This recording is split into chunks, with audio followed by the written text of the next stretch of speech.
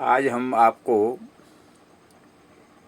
ये बताने का प्रयास करेंगे कि प्रभावशाली वाणी कितना गहरा असर डालती है। प्रभावशाली वाणी अच्छे अच्छे लोगों का दिल बदल देती है। राजा भोज जो धारानगरी के थे भारत के, उनके पिता का देहांत बहुत जल्दी हो गया था। तो जब तक ये नाबालिग थे तब तक इनके चाचा मुंजदेव जी शासन करते थे और राजा भोज का पालन पोषण करते थे। परंतु मुंजदेव के मन में ये भावना आई थी कि मेरे मरने के बाद में मेरा पुत्र राजा नहीं बन पाएगा, इसलिए मैं राजा भोज को मरवा दूं तो फ़ायदा है। राजा भोज को मुंजदेव ने बचपन में ही मारने के लिए जल्लादों के साथ जंगल में भेज दिया था।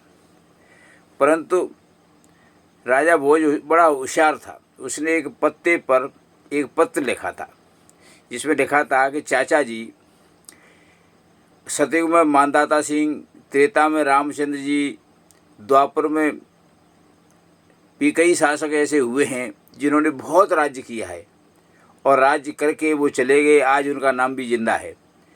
परंतु हो सकता है कि आप इस शासन को अपने साथ ले जाना चाहते हैं, इसलिए आपको यह शासन मुबारक हो।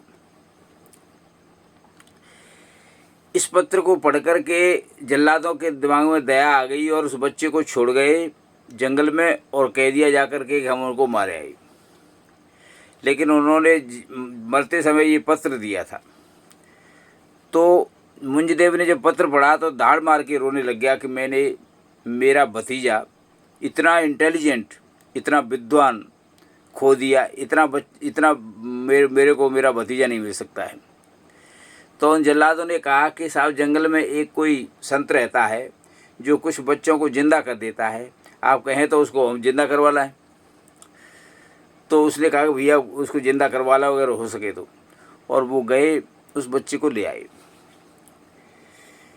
इस कहानी से घटना आई, सत्य घटना है। इससे सिद्ध होता है कि प्रभावशाली वाणी अगर निर्बल मन से निकलती है तो अच्छे अच्छों को बदल के रख देती है। धन्यवाद।